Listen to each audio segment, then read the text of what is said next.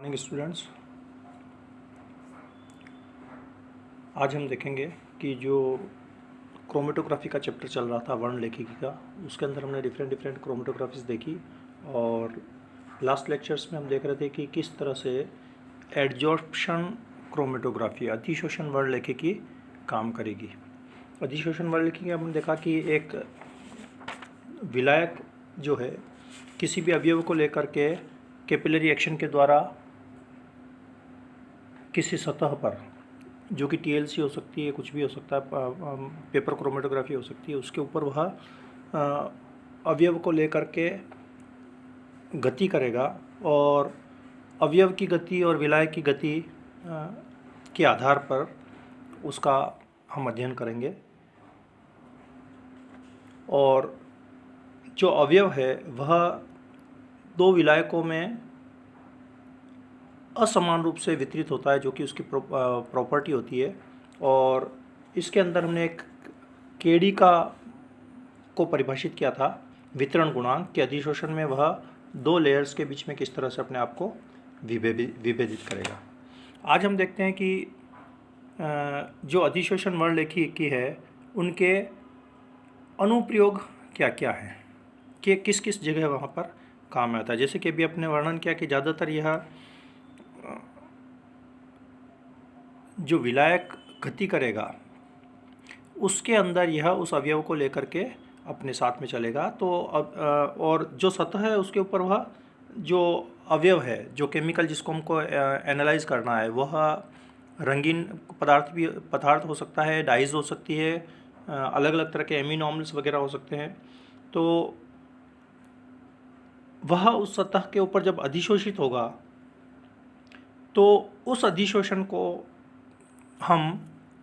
अधिशोषण पदार्थ को हम उस प्लेट से बाद में एक्सट्रैक्ट भी कर सकते हैं, अलग भी कर सकते हैं और उसको शुद्ध रूप से हम प्राप्त भी कर सकते हैं।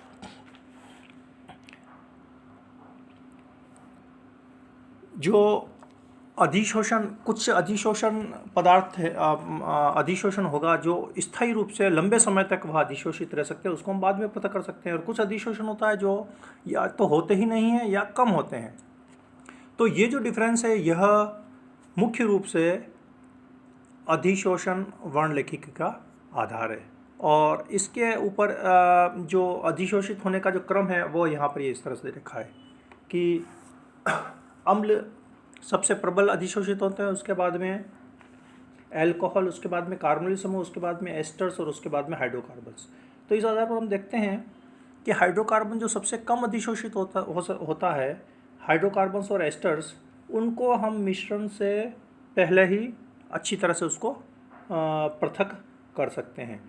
और जो समूह बाद में अधिशोषित होंगे उनको उनकी फिर अलग प्रोसेस से, अलग अलग तरह से विलायक में डिप करके या गर्म करके उन अधिशोषित पदार्थों को जो पोरस के अंदर अधिशोषित है उनको अलग करके शुद्ध रूप में प्राप्त किया जाता है। तो इन टेक्निक्स के आधार पर जो ज़्यादातर जो इसका यूज़ होता है अधिशोषण का, मेडिसिन्स के अंदर भी इसका जो हम लेते हैं उसके अंदर भी इसका हम उपयोग कर सकते हैं। और ये जो औषधि के अंदर है ये इस तरह से चलता है कि पहला औषधि में इसका अनुप्रयोग कि विटामिन D3 का मेटाबॉलिज्म से हम क्या कर सकते हैं, उसका पृथक कर सकते हैं। विटामिन A, D और E का आपस में पृथक्करण, क्योंकि इनकी अधिशोषण क्षमता अलग अलग होती है।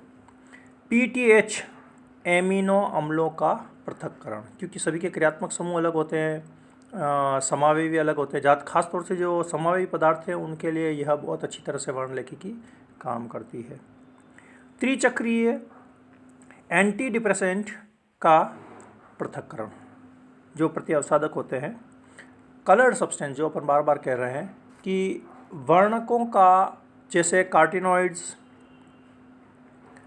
पोरफायरोनिन, इन सब का पृथक्करण करना। नेक्स्ट, अल्फा टॉक्सिन और माइकोटॉक्सिन्स दोनों का एक दूसरे से पृथक करना। प्राकृतिक तेलों का पृथक्करण करना।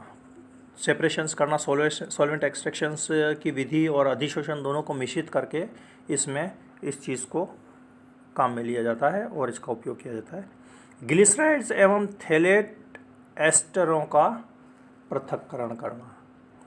ग्लिसराइड्स और थैलेट एस्टरों का आपस में जो मिश्रण होता है, जो और किसी विधि से नहीं हो सकता है, अधिशोषण के अंदर जो हमने ये अंतर देखा है, इस अंतर को अधिशोषण करने की